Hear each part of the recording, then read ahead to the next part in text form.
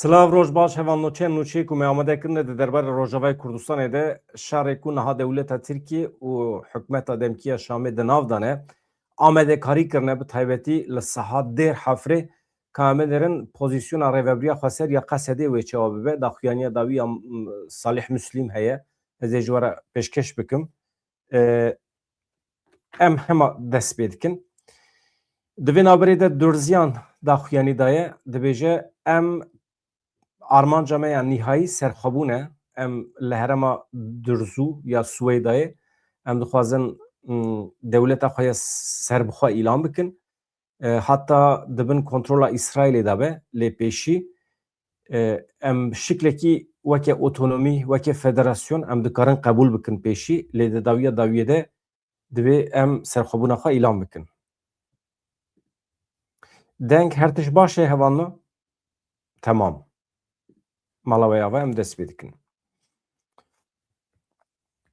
Niha pêşî tişta ku dixwazim ji we re bibêjim hevalno bila weke bangekî ji bo hevalên me yên li Ewropayê niha di rewşên wisa da dema ku êrişekî tehdîtekî li ser milletê mirovan hebe meriv çi dike meriv koordînasyona rewşa lezgîn ava dike ez nizanim aniha hevalê me li Ewropayê dîplomatên me yan jî partî dezgehên me yên siyasî gelo haya we jî heye yani koordînasyonekî lezgîn ava kirine nekirine ji bo ku ev koordînasyon bikeve nava hereketê sazî û dezgehên Ewropayê bigere dosya li ser dosyan amade bike fotoğrafên di dema şer de fotoğrafên suçên şer berhev dikin dibin saziyên Ewropî belav dikin normal meriv wana dixe nava hereketê bi sedan awqat parêzer dozger dikevin nava meselê ji bo bikaribin li hember vê hikûmeta Şamê dawe ve bikin doz ve bikin ji bo ku colanî di qada navnetevî de were mehkeme kirin niha hûn ê bêjin çima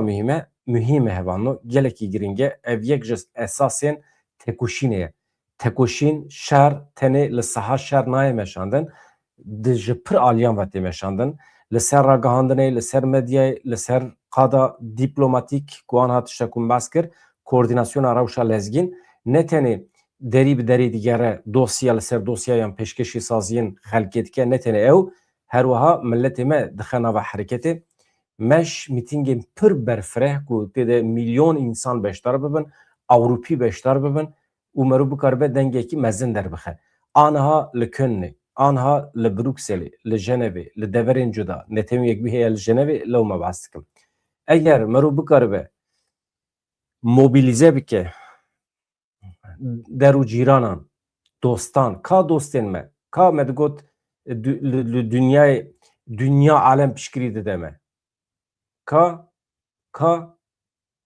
ew qasa me digot Ewropî dostê me ne me digot em nav û deng bûne me digot tekoşîna me êdî di qada navnetewî de tê nas kirin madem Musa ye kanên ew cîranên me kanê ew dostên me dibe em bikin nava hereketê li yek deverekî Ewropayê mîtingek pir mezin çê bikin bi milyonan însan tevlî bibin milyon nîvê wan Ewropî be nîvê wan Kurd bin madem dostên me yên Tirk hene dostên me yên Ereb hene bila ew jî werin tevlî bibin bang li dewleta xwe bikin bibêjin em naxwazin dewleta me êrişê cîranên me ê Kurd bike milletê Ereb birarabe bibêje em naxwazin Sûriyaya me bikeve destê çeteyên ku êrişê Kurdên me dikin madem em biran e madem em cîranin çil sal e sazî û dezgehên me yê ragihandinê weşanên Tirkî çê dikin nebêjim çil sal erê bi rojnameyan re wey bû çil sal dibe me karibe qet nebe du Tirk îqna kiribin ji bo bibin dostên me ji bo ku pêşî li dewleta Tirkiye bigirin dewleta xwe bigirin ji bo êrişê ser me nekin ne wisa di rewşekî wisa da dibe êdî em bizanibin dostê me kî ne dijminê me kî ne Bisulman insanên bisulman dibê em bang li wan bikin bibêjin dînê me ne ev e dînê me dînek aştîxwaz e ku dikare Kurdan jî Ereban jî Tirkan jî di nava xwe de bihewîne em qewm in madem Musa ye dibe bisulman pêşî werin tevlî vê meşa me bibin li hember van çeteyan derbikevin û dibe Ereb dewleta Sûriyê ji destê van çeteyan bigirin derxin madem lîstikên siyasî hene dibe milletê Tirk û milletê Ereb پیشی بکەون ناوە حرەکەتێ ji ber ku yê mağdur em in beriya me mesela çawa li Gazayê çawa ku êriş çêbû çawa mağduriyet çêbû milletê Gazayê li Ewropayê tom nev û meş li dar nexist. Kî rabû ser piya? Milletên cuda rabûn ser piya. Amerîkî, Ewropî, Tirk mesela. Li Batmanê 100,000 însan rabûn ser piya ji bo Gazayê. Em dixwazin ev însanên ku ne Kurd in jî bila tevlî bibin. Bawer dikim armanca min hat fehmkirin tiştek ku dixwazim ji we re bibêjim. Ev li aliyekî xebatên dîplomatîk jî divê hebin. Me jê re got koordînasyona rewşa lezgîn ji bo Rojavayê Kurdistanê acîlen divê saz bibe. Artêşa Erebaniya Sûriyê hêza xwe şandiye Dêrhefrê Hevanno aniha li wê derê amedekariya şer dikin, dixwazin şer bifroşin me, dixwazin belayê bifroşin me. Em çawa ji nav derdikevin Salih Müslim hevpeyvînekî wî heye ew ê ji me re aniha ez ê ji we re pêşkeş bikim.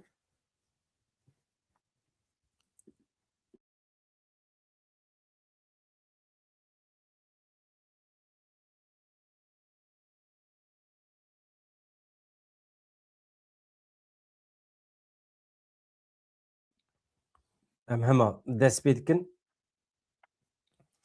Ew çeteyên artêşa Sûriyê jê re dibêjin artêşa Erebaniya Sûriyê piştî ku gefa operasyona eskerî li herêma Dêrhefrê xwarin îro danê sibê hêzeke piştevaniyê ya bi çekên giran ber bê wê sînorê veşandin.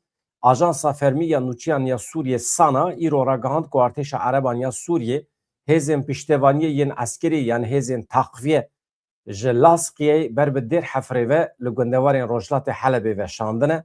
Sanayê fotoğraf jî belav kirin, wêneyên wê hêzê belav kirine, ji gelek leşker wesayîtên leşkerî tê gelek wesayîtên bi çekên doşka ketine rê. Ez hema fotoğraf nîşanê we bidim. Milletê Kurd amade ye hevan ez ji we re tişek bêjim binêrin. Do jî me behs kir ez zîro jî behs bikim. Di şer de îcab nake merov taktîka dijmin bikarbîne. Eger dijmin bi çek û sîleh, bi doşka, bi balafiran, bi dronan êrişê te bike, tu ne mecbûrî bi eynî awayî bersiv bide.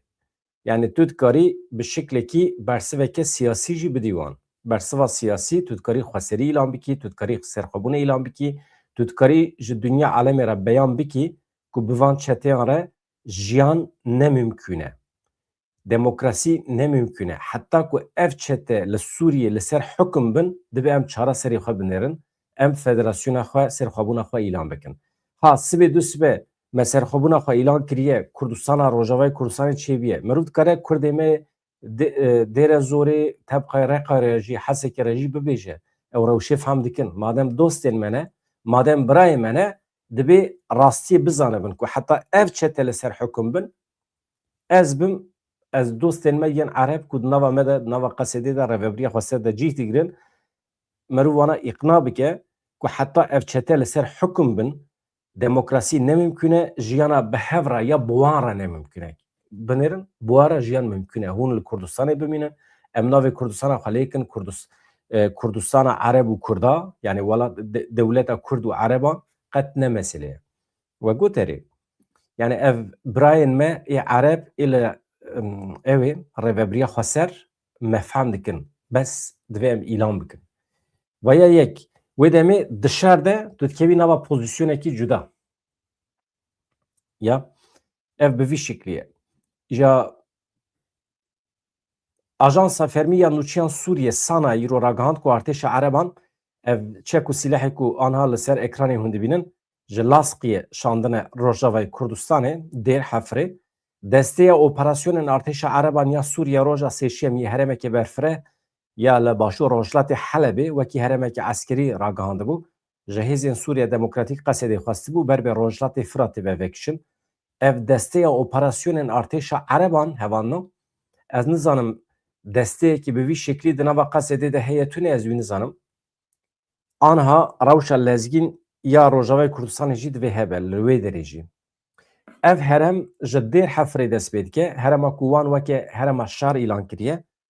Digihêje Qewasê, digihêje Meskenê li qeraxa Rojavayê Firatê. Armanca wan ev e di dema ewil de weke plana pêşî hemî Kurdan, Şervanan, ji aliyê Viyalê Efratê, aliyê ku dikeve Helebê Efratê, hemî bibe aliyê Rojavayê Kurdistanê, aliyê din yê Firatê.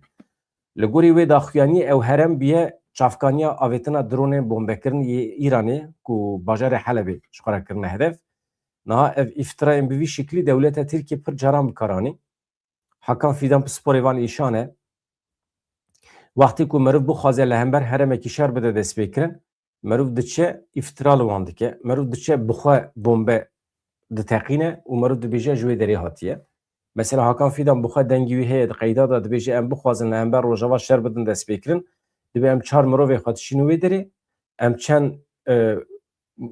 çend bombeyê em davêjin nava axa Tirkiye û paşê jî em dest bi şer dikin. Ev ji me re dibe bahane.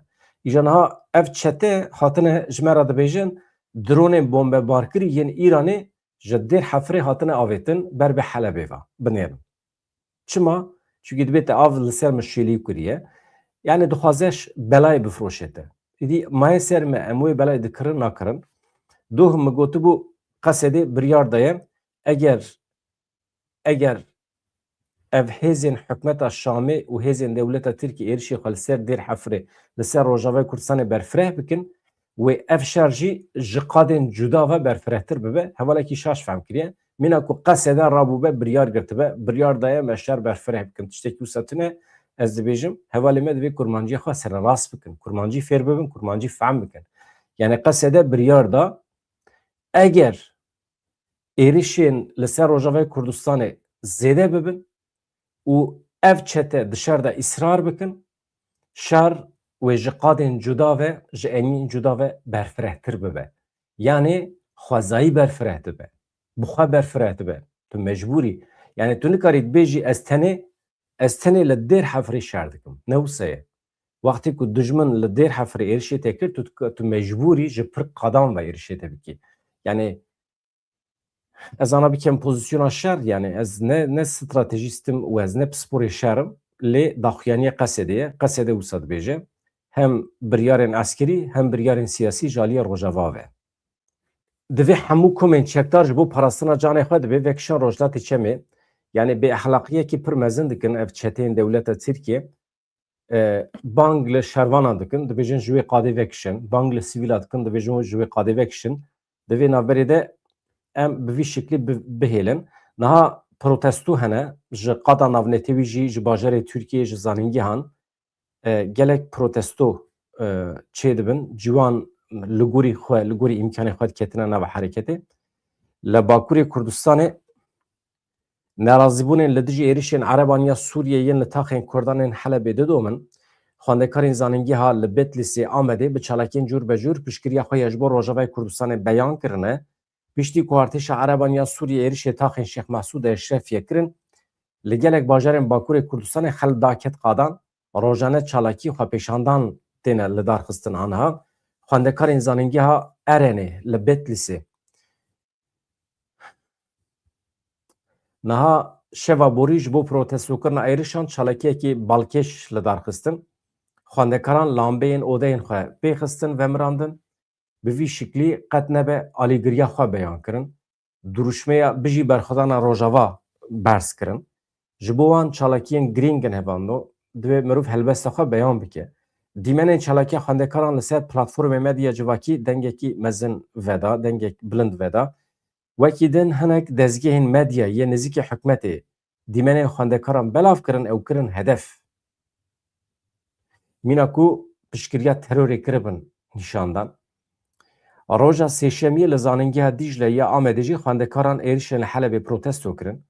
Komeke xwendekaran duruşme avêtin, mîna şehîd namirin bijî berxwedana Rojava, Rojava Rojhilat, Kurdistan yek welat, şehîd ziyad namire. Sloganên bi vî şeklî berz kirin. Hêzên polîsan jî xwest rê li ber meşa xwendekaran bigire, di nava koma xwendekar û polîsan de qismî hinek alozî derket. Ev jî li aliyekî hevano niha avaya em bidin vî alî ka em binêrin di daxuyaniya Salih Müslim de çi heye?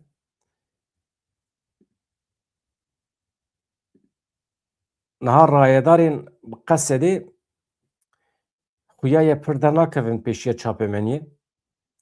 Niha ew amedekariya şer dikin, li gorî xwe pîlan û projeyê wan hene, li gorî xwe civînê wan hene.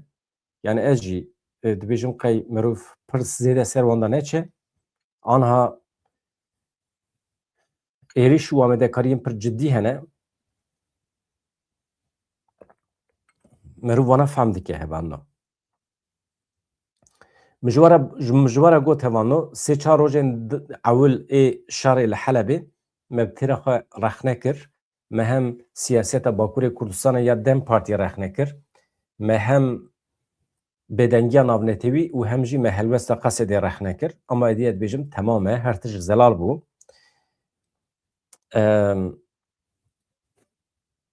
Helwesta Dem Partiyê ji xwe doh li meclîsê pir axaftinekî pir xweş hate kirin. Her du hevserokan jî ana heta niha beyanatên pir zexm, pir bihêz dane. Ez dibêjim qey bes e. Êdî em dev ji rexneyan berdin, em piştgirî bidin sazî û dezgehên xwe. Ez di wê qenaatê de me. Em yeketiya xwe qewî û zexm bikin. Salih Müslim çi dibêje? Dibêje dêr hefir ji bo milletê Kurd xaleke stratejîk e ji bo Rojavayê Kurdistanê. Hêzên Sûriya Demokratîk Qesedê wê li wê derê şer bike. Wê tu jarî venekişe. Qet nime vê gavê weke biryar e. Ji xwe biryara wan berxwedan e. Weke li Helebê. Niha di êrişên Artêşa Ereban ya Sûriyê yên li ser taxên Şêx Mexsûd û Eşrefê yên Helebê de bi dehan sivîl hatibûn kuştin. Zêdetirê sed kes birîndar bibûn. Bi sedan kes jî hatibûn revandin. Hêjî aqubeta gelek kes ji wan nediyar e. Piştî êrişên li ser taxên Kurdan Artêşa Ereban ya Sûriyê berê xwe da Dêr Hefrê derdora bendava Tîşrînê li ser vê mijarê Salih Müslim endamê Konseyê Hevserokatiya Peyedê de axife. Salih Müslim da zanîn ku li Rojavayê Kurdistanê rewşekî ne zelal heye piştî bu yerên li Helebê gelekî bihêrs e. Türkiye û rejîma Şamê bi hev re dixebitin. Gundên Dêr Hefrê anha topbaran dikin. Êrişê bendava Tîşrînê dikin. Di vê naberê de rast e. Anha di van deqeyan de jî ji herêmê ji min re telefon tên, ji min re peyan tên bendava Tîşrînê dibin bombebaranê de ye. Ne tenê wê derê dronên dewleta Tirkiye li ser Kobanê jî digerin. Ez pêşî cihê bidim vê hevpeyvîna bi Salih Müslim re paşê jî cihê bidim van nûçeyên deqeyên dawî ku bi mesajan ji min re tên hevalê me li herêmê di wan şertan de agahiyan berhev dikin ji me re dişînin. Salih Müslim çi dibêje? Armanca êrişên li Helemê wekî hewldana bi dawîkirina peymana dehê Adarê bû.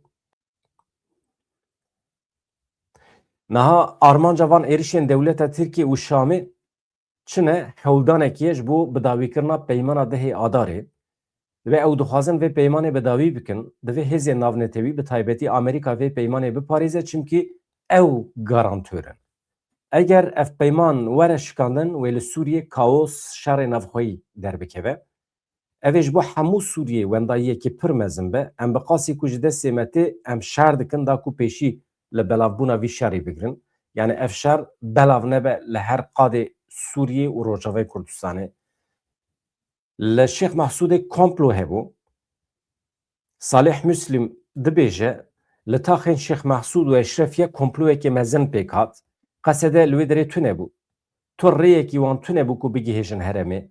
Eger bigihîştana jî wê li eniyekî din şerbahata dest pê kirin, wê bêkêr bibiya. Ji ber vê yekê ew paş ve vekişiyan, lêbelê eger dewletên garantör li herêmên din rolên xwe nelîzin, wê hingî ji bilî berxwedanê tu çareyê me tune be. Em ê parastina xwe bikin. Niha pêşî dewletên garantör wê li herêmê bikevin nava hereketê, wê navbenkarî bikin, wê êrişan bidin seknandin. Eger nikaribin vê yekê bikin, divê tu çare me tune ji bilî berxwedanê. Niha çavê van çeteyan, çavê dewleta Tirkiye û Artêşa Sûriye, yani dewleta Tirk û dewleta Sûriye em bêjin, çavê wan li Kobanê û Reqayê ye. Salih Müslim balkişand ser daxwazên komên çekdar got bi 42,000 çekdaran êrişê me kirin. Baweriya ku em dikarin bikin anha êdî li wan peyda bûye, cesaret girtine. Ji ber vê yekê îro dibêjin ew biçin Reqa, Tebqa, ew biçin heta Dêre Zorê û Kobaniyê jî. Vê yekî bi eşkereyî dibêjin ve naşêrin bêguman em ê li dijî vê yekî tedbîrên xwe bigirin. Dêr Hefir ji bo me ciyekî stratejîk e. Rewşa li Şêx Mehsûd û Dêr Hefirê ji hev gelekî cuda ye. Em ê bi her awayî li wê derê li dijî dijminê xwe biparêzin, milletê xwe biparêzin. Dêr Hefir ji bo me ciyekî stratejîk e. Ez nafikirim ku qesede bêhêsanî wê derê berde. Şêx Mehsûd tabî heremekî piçûk bû, li wê derê kesekî ji qesedê tune bû. Tenê hêzên ewlekariyê hebûn. Lê li deverên din qesede li wê derê heye. Wê şer bike, ew li ber xwe bide. Spasiya Kurdên Bakurê Kurdistanê jî kir Salih Müslim. Dibêje em rewşa li Bakurê Kurdistanê ji nêz ve dişopînin, ew derketin kolanan, bertekê xwe nîşandan, anîn ziman, wan bertekê xwe li parlamentoyê jî anîn ziman, ev ji bo me hêzekê mezin û exlaqî ye. Ez hêvî dikim ku ev yekîtî berdewam bike, dibêje Salih Müslim. Rast e. Niha ev jî li aliyekî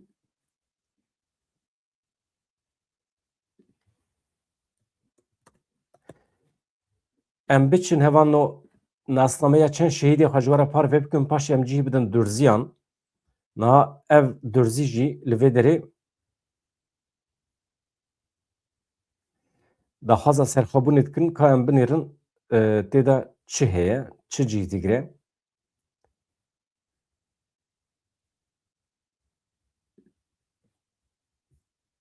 Belê. Bi vî şeklê. Niha şehîdên me ê li Helebê bi merasimên cuda hatin defînkirin. Milletê me aniha di şînê de ye. Zarokê me ne, ewladên me ne. Me nekarî wan biparêzin, mixabin. Çê nebû.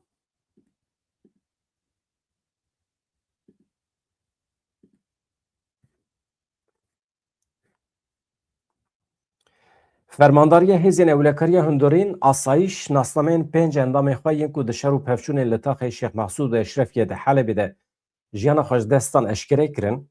Fermandariya ragihand ku ew şervan dehê kanûnê 2026 yani dehê çile yani îsal bi berxwedana Şêx Mehsûdê de şehîd bûne.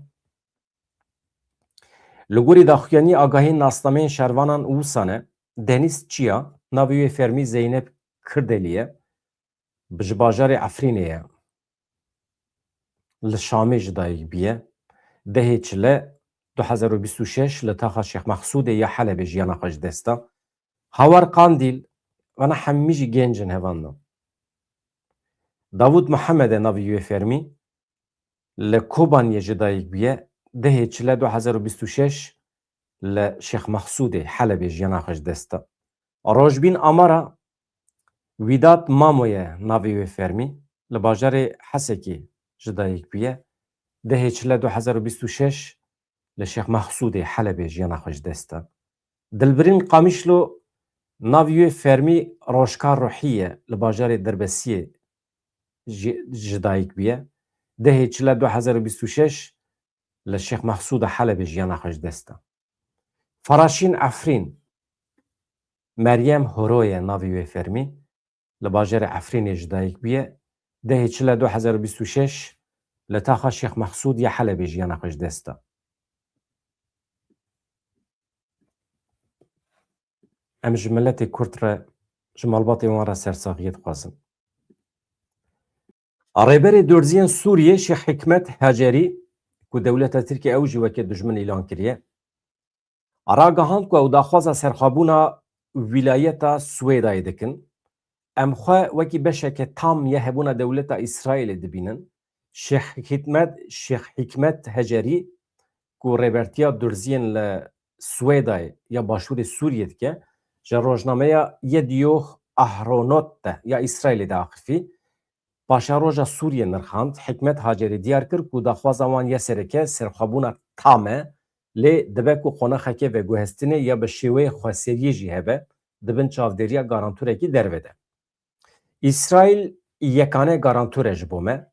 Reberi Dürziyan tekiliyen xwayên bi İsrailê re wekî dîrokî binav kir ve naşêre. Jê şerm jî nake.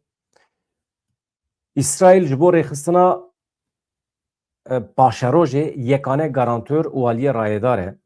Tekiliya me bi wan tekiliyê malbatî yên di navbera Durziyên Swêda û Durziyên Colanê ve girêdayî ye. Yani ême Kurd çawa Bakurê Kurdistanê Rojava em eqrebayî hevin, ew jî Durziyên Swêda û Durziyên Colanê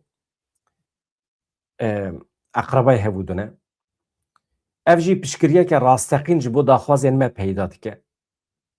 Rêberê Durziyên Sûriyê hikûmeta nû ya Şamê ya bi seroketiya Ehmed el-Şara bi tundî rexne kir, wekî berdewamiya El-Qaîde, wekî rêveberiya Daişê pênasê kir. Ev desilat ji ya berî hoftir e. Desilata niha ya Sûriyê ne tenê hewlêde Durziyan tune bike, her wiha her pêkhateyek bi wan re di nava nakokiyan de be yan jî koka wan negêje hebûdû ji xwe re dikin hedef. Şeyx Hikmet Hecerî diyar kir ku hemû pêkhateyên Sûriyê Elewî jî di nav de ji ber tundiyê ji ber şîddetê dinalin vê gavê. Wî texezî li ser berdewamiya tekiliyên stratejîkên bi hêzên Kurdan re jî kir. Pesnê helwesta wan ya li hemberî sivîlan da. Şeyxê Durziyan hem dewleta Tirkiye hem welatên Ereban rexne kir. Tu dewletên Ereb piştgiriya me nekiriye heta niha. Wan alîkariya kujeran kiriye. Ne ya qurbaniyan. Medyaya Ereban jî em wekî neviyên şeytan nîşandan. Tu serokên Ereb komkujî şermazer nekirine heta niha. Heta hinek dewlet rast tevlî piştgirîkirina rejîmê jî bûne. Di serê wan de dewleta Tirkiye tê. Rêberê Durziyan di dawî axaftina xwe de li ser Siberoja Sûriyê got em behsa perçebûn û avakirina xweseriyê li gel serxwebûnê dikin. Sûriye ber bê perçebûnê ve diçe. Paşeroj ev e. Bi vî awayê em dikarin siberojeke baştir ji bo pêkhateyan ji bo milletên Sûriyê, ji bo aramiya herêmê, ji bo tevahiya rojdata navîn ava bikin. Yani tiştê maqûl dibêje. Niha bi milletên Ereb re hevano problema Kurdan û a Durziyan tune ye, normal însanekî hamû tam herê xwe de. Lê em nikarin wekî milletê Kurd, wekî milletê Durzû em nikarin wext wenda bikin ji bo çi? Ji bo ku van însanên hov kedî bikin. Yani wext heme tune ye. Ev hov hatine ser desilatariyê dişûna ku em wan demokrat dîze bikin, em wan hilweşînin. Mesela Türkiye jî wisa ye. Tayyip Erdoğan û milletên xwe ê derdora xwe tu derdê me ku em wan kedî bikin, demokratîk bikin divê tune be. Çünkü wexta me tune ye. Wext derbas dibe. 5 salê me derbas bû di tekoşînê de. Wext derbas dibe. Hevano deqekî ez hema dengê dawî we bidim godarîkirin. Dem baş, Halkon jî dizanin çeteyên bi ser dewleta Tirkiye û hikûmeta demkîya Şamê. Dem baş, Halkon jî dizanin çeteyên bi ser dewleta Tirkiye û hikûmeta demkîya Şamê piştî êrişên wan yên li ser taxên Şeyx Mexsûd û Eşrefiyê yên Helebê bêjarî hewla êrişê tê dayîn ku heman êriş li xeta Dêrhafer û Meskenê bidin meşandin. Ji xwe du roj de amadekariyên ciddî li vê herêmê dariyê çek û cebilxane de tê nekirin û hewl tê dayîn ku êrişeke berfireh li herêma Dêrhafer û Meskenê bidine meşandin. Ji xwe ji duh de tevî çend caran hewla êrişê hat dayîn jî lê ev êriş aliyê Hêzên Sûriya Demokratîk Hesedê ve hat şikandin.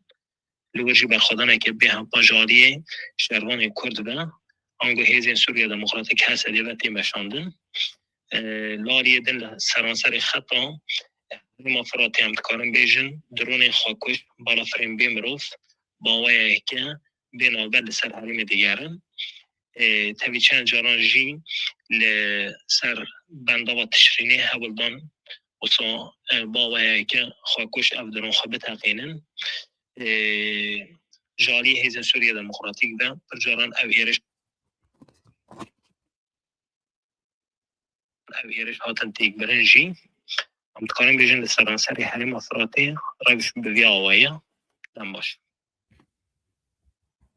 ل ایران و روجلات کردستان خو پیشاندان شرمزارکردن یین کو 28 کانون 2025 ل دجی کریزن ابوری جواکی سیاسی دست پیکرن به دستوردان تند او هزین رژیم ایران بردوام دکن خو پیشاندان انگلی ایرانی ل 614 نافچه 387 باجاران 31 پارێزگی هێن ڕۆژهڵاتی کوردستان و ئیرانê belav bûne anha didomin ez hema rewşa dawî ji were bibêjim hevalno nêzîkî 20,000 kes hatine bincavkirin heta niha bi qasî 2500 însan hatine qetilkirin ji aliyê rejîma îranê ve tê gotin ji vê hejmarê 12 kes dibin temenê 18 salî rane niha hevserokê berê yê şaxê komeleya mafê mirovan îhade yê İzmirê parêzer Alî Aydin hat kuştin پر عجایب روشکیه لنارچیا چیغلیه ده دما مشکی در راست ایرشکی هاتیه جیانا خوش دستایه ام نزانن چوا چی بیه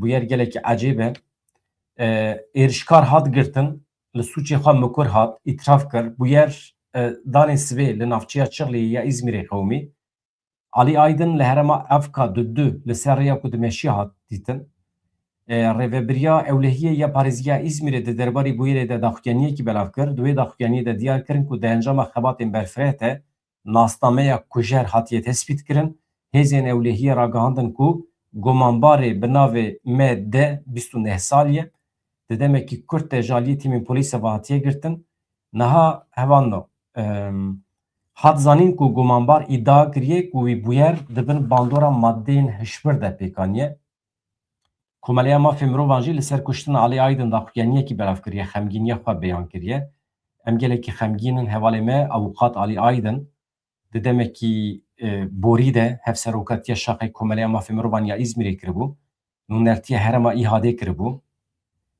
mesele bi vî şekliyê ji malbatê re sersaxî dixwaze hevanno ez xatir ji we dixwazim ez biçim xwe amade bikim ji bo nûçeyên êvarê vê gavê rewş ew e bila çavê me li ser dêr hefirê be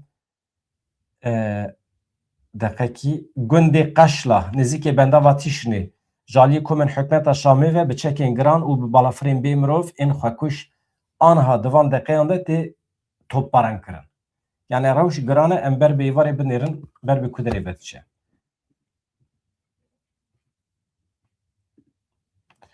Silav xatirê we dem baş